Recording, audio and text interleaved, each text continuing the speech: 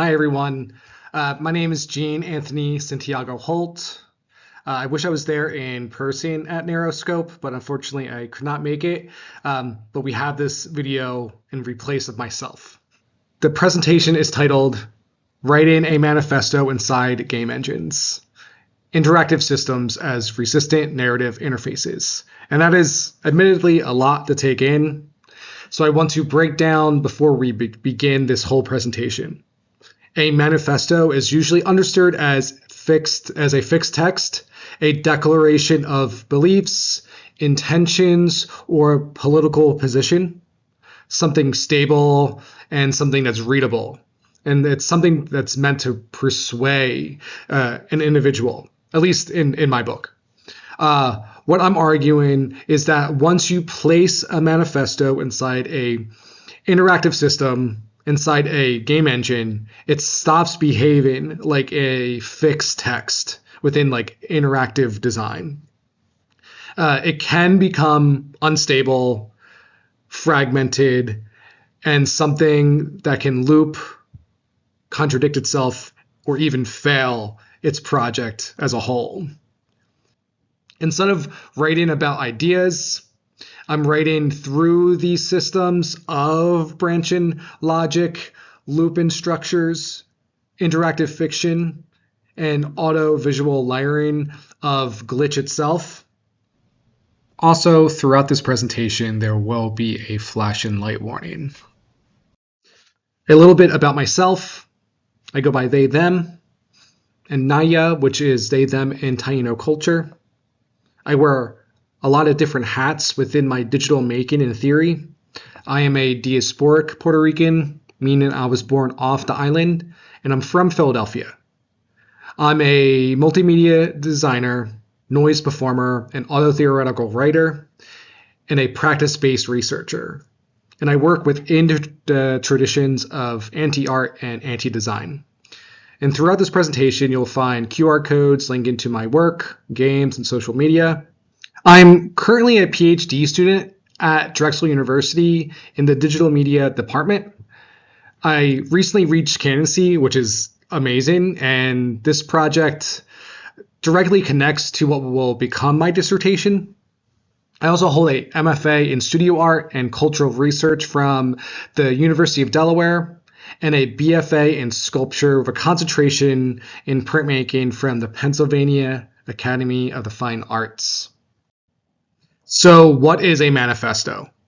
A manifesto is a public, written declaration of intention, motives, and belief systems by an individual, group, or political party. It outlines a new vision of ideology, often criticizing the status quo while calling for change or action. Manifestos frequently serve as a foundational document for movements such as political campaigns or artistic movements, defining their core principles.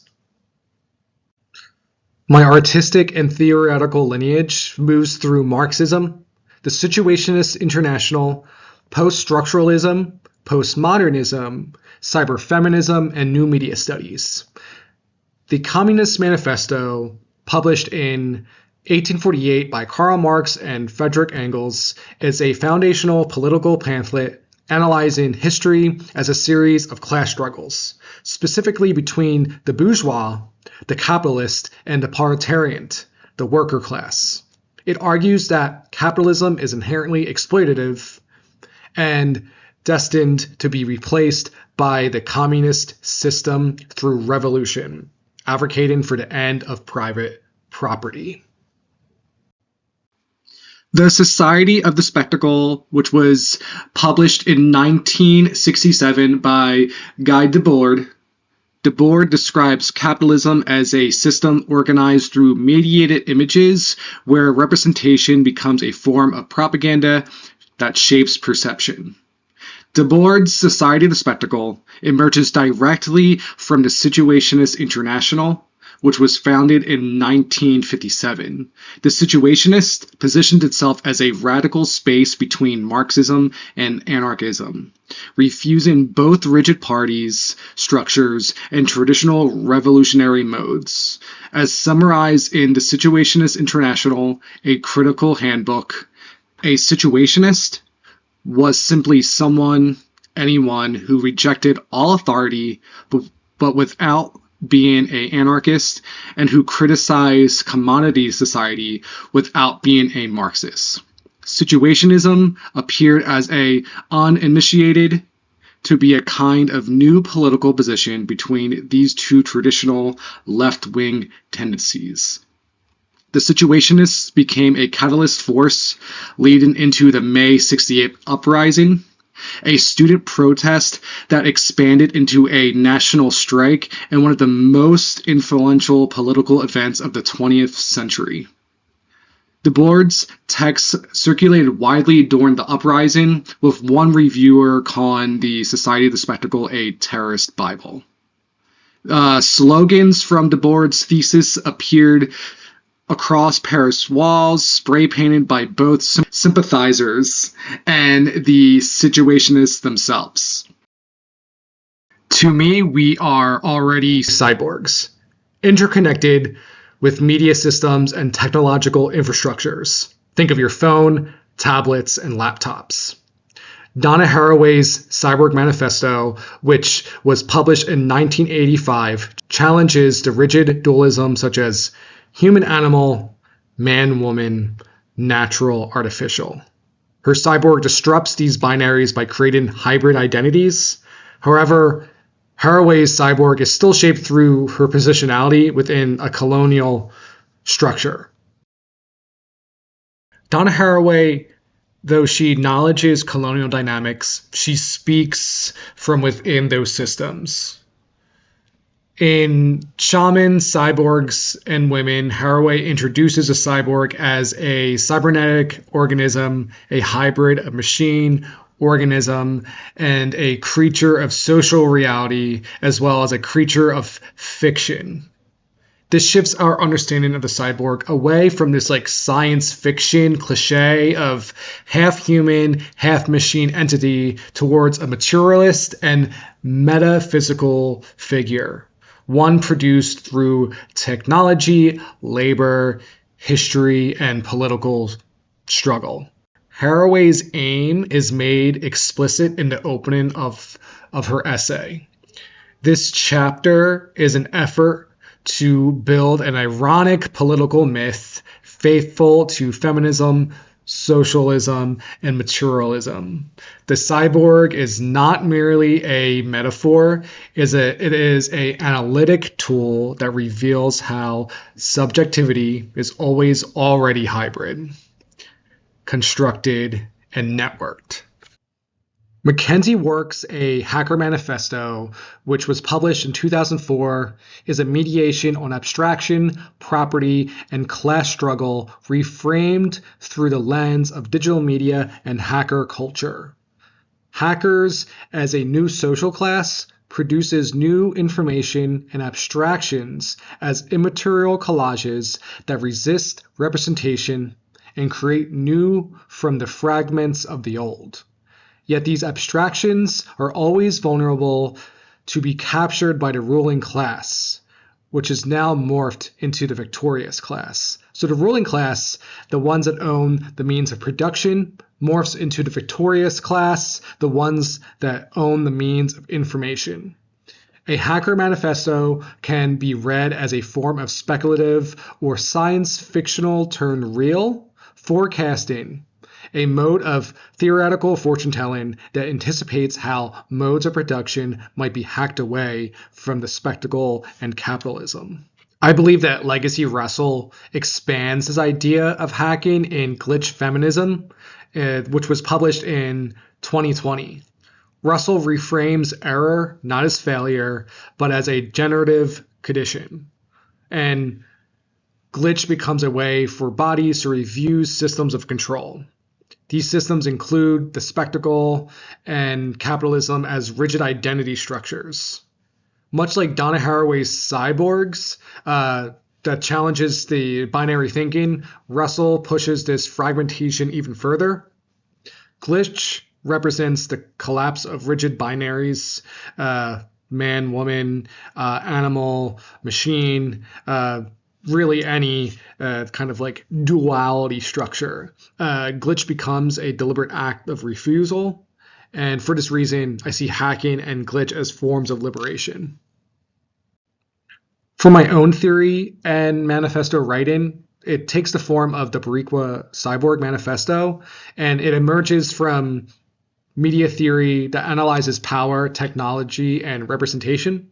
It addresses contemporary life under hyperreality and the spectacle.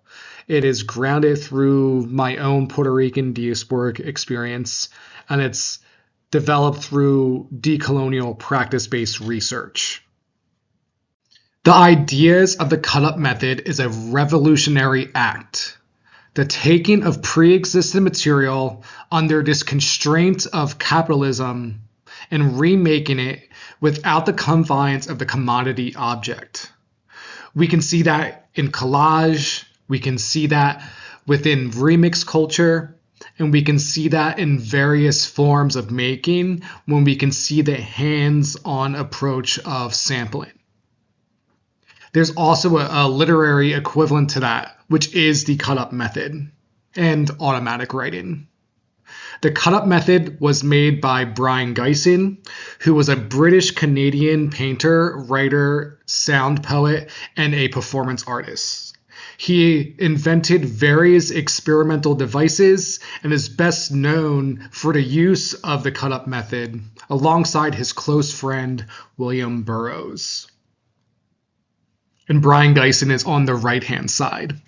On the left-hand side is William S. Burroughs, who is an American writer most famous for Naked Lunch, which came out in 1959. He's also a visual artist and is widely considered a primary figure of the Beat generation, influencing postmodern authors and underground culture as a whole. From Nirvana, Sonic Youth, and Ministry, Burroughs had a huge impact on the noise, industrial, and punk scene. His writings are highly experimental and at times almost unreadable. The cut-up method uses various different forms of literary material, cut them up, and rearrange them, often randomly, into a new composition. Through an editing process, a new narrative is created out of old forms, which I would consider a form of hacking. So I use the cut-up method in a lot of different ways in my work, specifically in the Boricua cyborg. So I wrote 15 fragments, and once those 15 fragments were done, I wanted to continue on with this manifesto work, and I cut it all up. I put them in plastic bags, and then I went through this like intuitive editing process of placing each line down and gluing them onto a page, which created a new form of narrative. And sometimes they didn't make sense, and at times I re-edit them through the cut-up method again to make something new. And I would like to share a new fragment with all of you. This is from the Boricua Cyborg Manifesto. The Boricua Cyborg is a sacramental error. They reject the binary construction towards the destruction of the subject of the colonizer. This subject snipes from a safe distance from the colonial infrastructure, as the fascist industrial complex wages occupations in the form of spiritual sterilization. These occupations take the form of the creative varieties. Example, the painter jester of the ruling class, the snake oil salesperson, the victorious parasite ciphering off the hacker. These occupations use surveillance and observation to create futurist violence as a design expression of propaganda. Détournement and practice-based research. So like that word is French in origin, which means misappropriation in English, but in French, apparently it means rerouting and hijacking.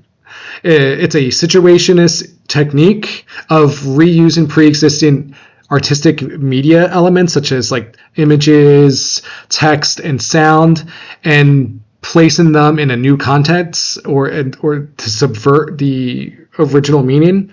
So I have like two artifacts at the bottom.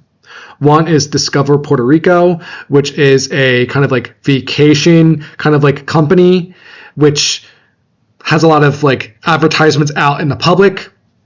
And it's so like people can visit the island, but like with that, it kind of like exploits the labor of the island, and even it as a tourist attraction,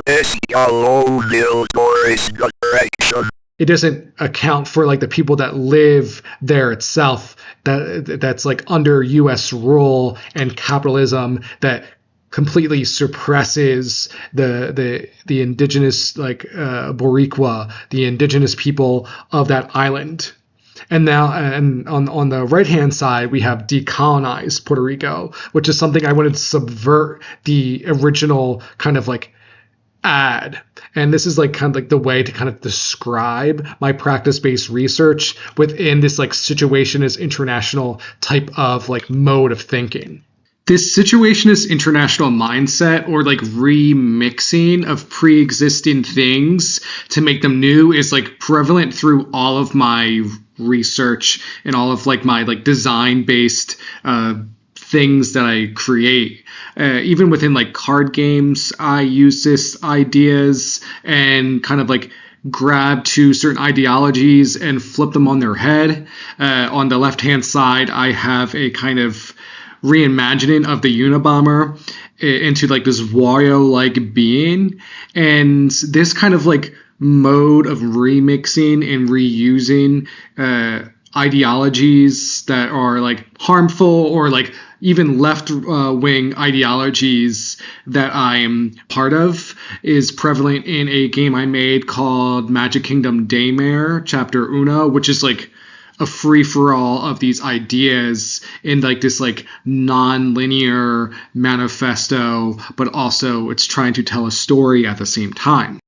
Within my manifesto making, within these different like interfaces, I use like a lot of software and websites to kind of like get through the process. One of them is specifically Twine. That's like kind of like the mother interface. And then there's Tyranno Builder. So like Twine is free, but Tyranno Builder is like a one-time payment. And then there's like some subscription-based things that I will show. One is Adobe Creative Cloud, specifically Photoshop and Premiere. And then there's like SoundCloud, which is like normally free, but if you want like more space, the subscription usually helps. And then the rest of them are like the freeware type of like, with like more into like the hacker vein of like Audacity, Avidemux, OBS software. Giphy is owned by Meta. And then there's Imgur and archive.org, which is probably like my like savior type of like online hosting site, which if you put it on archive, you don't risk anything being taken down usually, which could happen with like all of the other online platforms like Imgur or Giphy.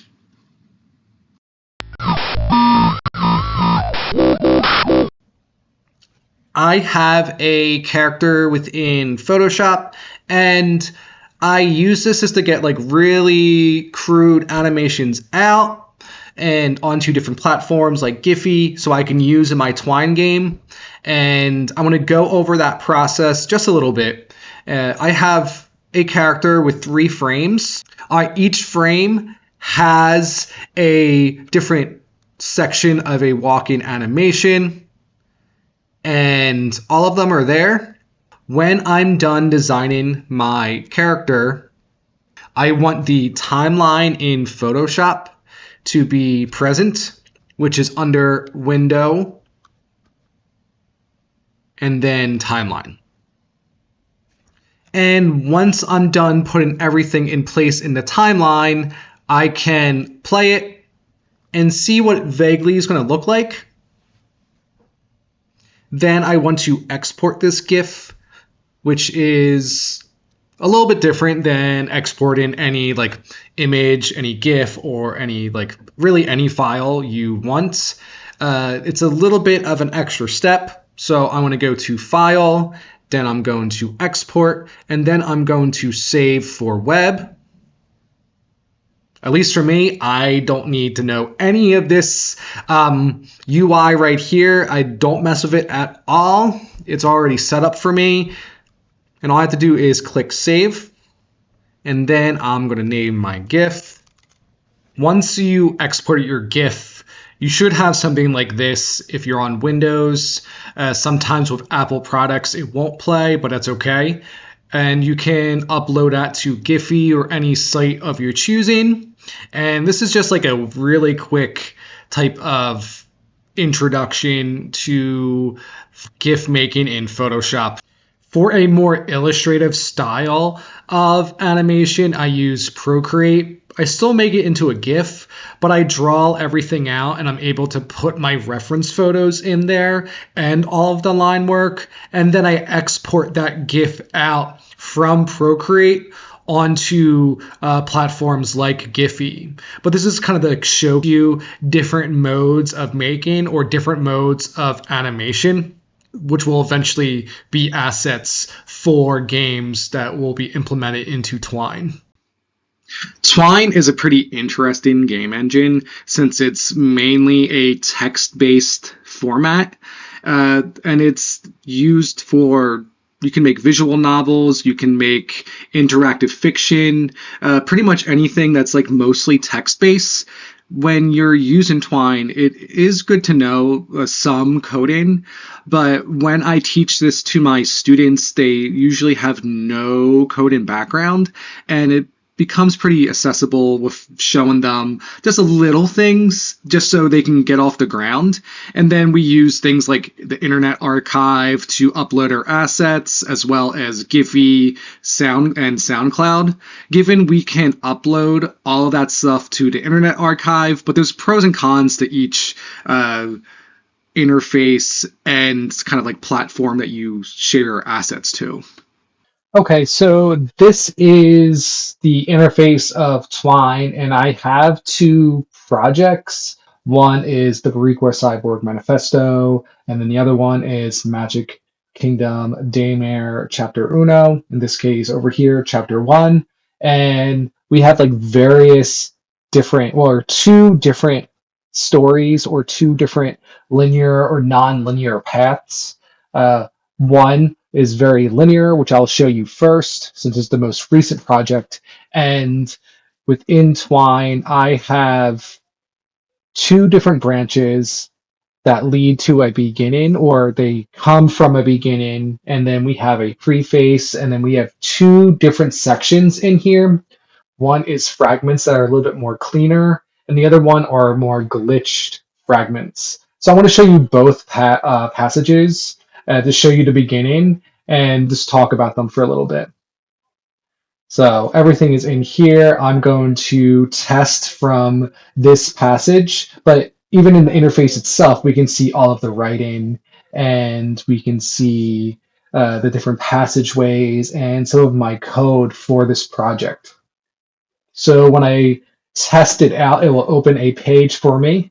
And I'm going to not have sound right now because the sound is a little bit, it can be a lot for some people. So right here, I have a glitched image that I wanted to use for the logo, which freezes a little bit because that's just the kind of the nature of like working with glitches in videos. Sometimes in real time, they freeze. And then I have the introduction to the manifesto itself, and I have a player from SoundCloud at the bottom. I use instead of the Internet Archive because I just liked the interface of the player a little bit more. We can see the image I used we can see the image that I used for the album art. And I just like the chunkiness of the player. And then I can just go down, read the fragment, highlight it if it's too much for my eyes, and then go down to each one. Sometimes I have autoplay, it's coded in. Sometimes it works, sometimes it doesn't. So within each fragment, I have a GIF at the top, which I implemented through Giphy. And then I have the writing itself. And then I have a video piece that I've made in Tyranno Builder and then re-recorded and did some voiceover for it that I re-recorded and did some voiceover and then put that on the Internet Archive. So each fragment has some writing and a video piece with it. So it's like a place where my manifesto can live and constantly change, and I can constantly add to it in Twine. Now we are in the glitch side, which is a little bit more in your face. The colors are a little bit more brighter. I am using Audacity to glitch everything out and some pre-production in Photoshop. So just like on the cleaner fragment sides, I have a glitch GIF at the very top. The fragment stays the same, but then I have a glitched video that is on archive.org or the Internet Archive, whatever you want to call it. Still the same sound at the bottom, but I just want to show everyone how I'm putting everything into this format. With my other project, it takes a very different approach to manifesto making as well as structure. We can see here it has like that spider web effect. And with this project, I put player stats and there is like win and lose conditions and even enemies to fight. So in the game itself, we have our player stats from the level you're at, the experience that you have, how many wins you have, and how many times you lost. And every character you see, which is in Giphy, you can fight each character and see if you win or lose. And it tracks everything for you. Everything, all of the enemies in the game are on a dice roll. And then we can go back to the beginning. Every time you lose, it's almost like a roguelike that you have to go to the first page itself. Play you a cyborg manifesto.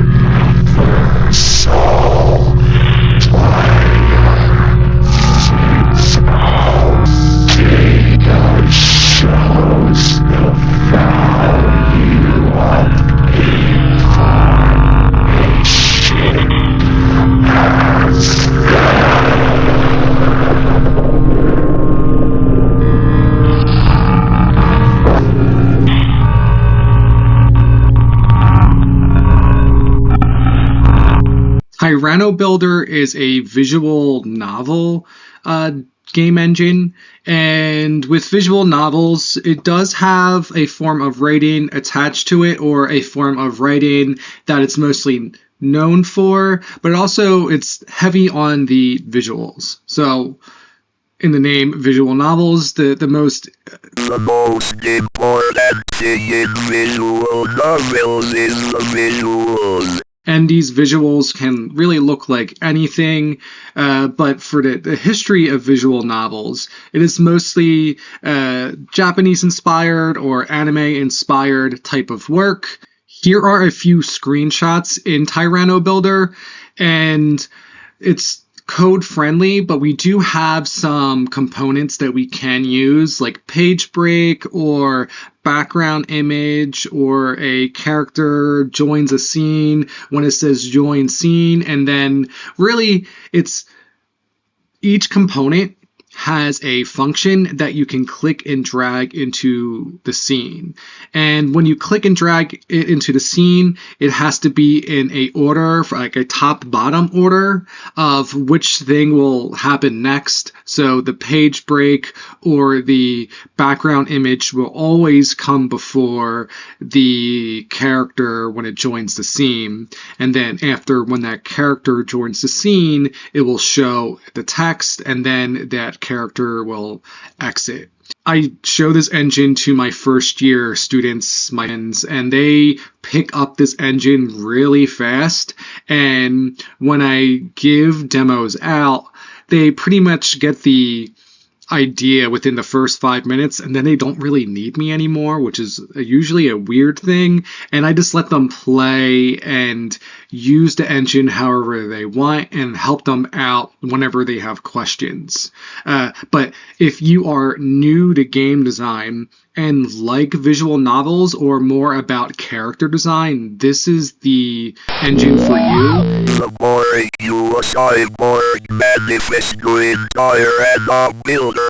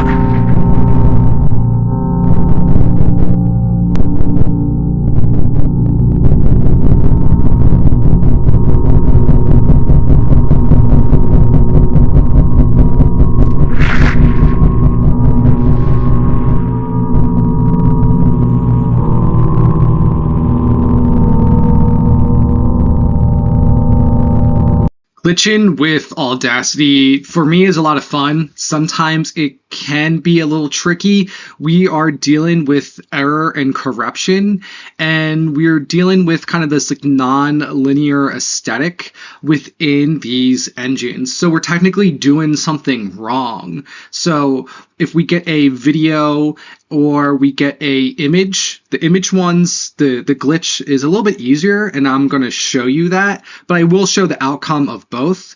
But with these like images, we are manipulating them in the format, and we're putting them into a sound engine, which is Audacity. So something that is visually stimulating, we're forcing into something that has like really no visual qualities, and then we're putting on certain effects like you would find like on like guitar pedals, so like reverb, flanger, distortion, and we are distorting those images to make new things. So definitely a form of hacking and a form of glitch, and the possibilities are endless. I am going to go over how you glitch images in Audacity, which is a little bit of a process, but that is completely fine. I'm going to go to raw data. I'm going to find my images.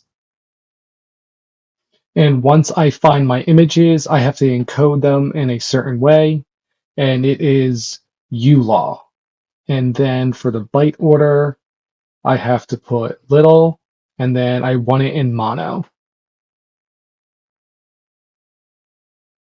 It will take a little bit to import in, and you should see something like this blue bar with two different ends, and this is what it normally should look like. So when you glitch something in Audacity, you don't want to put any effects on the beginning of the time frame and the back of the time frame. I'm going to put a few effects onto the timeline, and then I'm going to export that out. So I am going to put an invert somewhere, and then I'm going to put a reverse. And we can see on the timeline itself, we see some changes. Then we're going to export that out. We're going to export audio, export to computer, and I'm going to want to save that somewhere.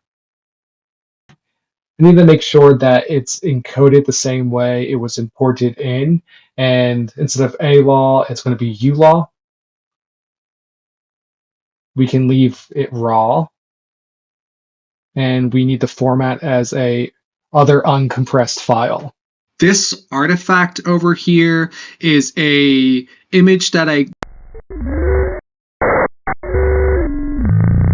and then I went through the process of making that into a GIF in Photoshop.